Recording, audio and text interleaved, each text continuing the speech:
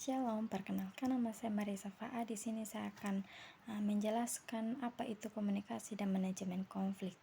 Nah, yang pertama, apa yang kamu maknai dalam komunikasi dan manajemen konflik? Komunikasi dan manajemen konflik adalah dua konsep yang saling berkaitan dalam dinamika hubungan antara individu maupun kelompok.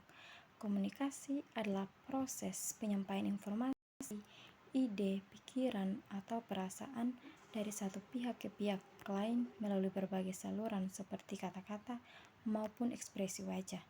Komunikasi yang baik ditandai dengan pemahaman yang jelas antara pengirim dan penerima pesan. Yang kedua, manajemen konflik. Manajemen konflik adalah proses menangani perbedaan, ketegangan, atau pertentangan antara individu atau kelompok dengan cara yang produktif dan konstruktif. Fokusnya adalah menyelesaikan masalah tanpa merusak hubungan. Komunikasi yang buruk sering menjadi pemicu konflik, sementara komunikasi yang efektif menjadi kunci utama dalam menyelesaikannya.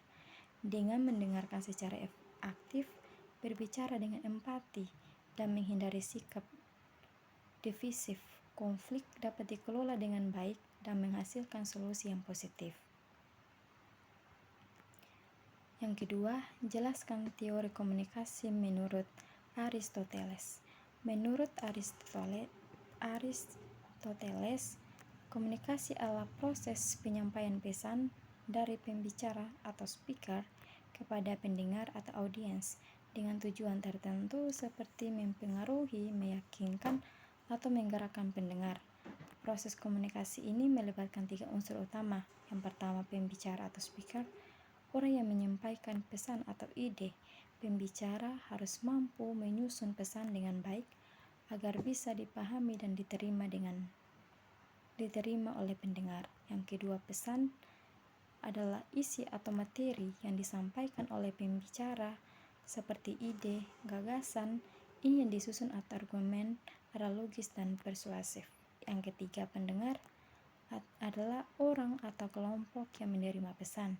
Dalam pandangan Aristoteles, memahami audiens adalah kunci utama keberhasilan komunikasi karena pesan yang efektif menyesuaikan dengan karakteristik pendengar. Di sini etos atau kredibilitas atau karakter pembicara yang membuatnya dipercaya oleh audiens. Jika pembicara dianggap jujur, berpengalaman, dan berpengetahuan, pesan yang disampaikan akan lebih mudah dan diterima. Yang kedua, patos atau emosi adalah kemampuan pembicara membangkitkan emosi audiens dengan menyentuh perasaan seperti simpati, marah, atau gembira. Audiens cenderung terpengaruh oleh pesan. Yang ketiga, logos atau logika adalah penggunaan argumen yang logis, data atau fakta, dan penalaran untuk meyakinkan audiens. Pesan yang logis dan disusun dengan baik akan membuat audiens percaya pada validitas. Contohnya, etos atau pembicara memperkenalkan dirinya sebagai seorang ahli atau pemimpin yang berpengalaman. Kedua, patos, pembicara menggunakan cerita atau contoh yang menyentuh emosi audiens. Yang ketiga, logos, pembicara menyajikan data, fakta atau argumen yang logis dan dapat dipertanggungjawabkan. Teori komunikasi Aristoteles menekankan bahwa komunikasi bertujuan untuk mempengaruhi dan meyakinkan audiens melalui etos, emosi, dan logika. Model ini sederhana tetapi sangat efektif, khususnya dalam konteks komunikasi publik seperti pidato, debat, atau presentasi. Yang ketiga, hubungan makna komunikasi dan manajemen konflik dengan ayat Alkitab Yakobus 1 ayat yang ke-20. Ayat Alkitab Yakobus 1 ayat yang ke-20 yang berbunyi, sebab amarah manusia tidak mengerjakan kebenaran di hadapan Allah. Ayat ini memberikan pengajaran tentang pentingnya mengendalikan emosi, khususnya amarah dalam interaksi dan komunikasi antara manusia yang juga berkaitan erat dengan manajemen konflik. Komunikasi yang sehat membutuhkan sikap yang tenang dan bijaksana. Ketika seseorang berkomunikasi dalam keadaan marah atau emosional, pesan sering kali disalahpahami, menyakiti orang lain atau memperburuk situasi. Yakobus 1 ayat 20 menekankan bahwa komunikasi yang diwarnai amarah tidak akan menghasilkan kebenaran atau kehendak Allah. penting untuk mendengarkan lebih banyak. Yakobus 1 ayat yang ke-19 yang berbunyi, hendaklah setiap orang cepat untuk mendengar tetapi lambat untuk berkata-kata dan juga lambat untuk marah. Yang ketiga, komunikasi yang baik harus dilakukan dengan kasih, pengendalian diri, dan kesadaran. Dalam konteks manajemen konflik, ayat ini menunjukkan bahwa amarah tidak akan menyelesaikan konflik secara konstruktif. Justru, amarah seringkali memperkeruh masalah dan menjauhkan kita dari solusi yang damai dan adil.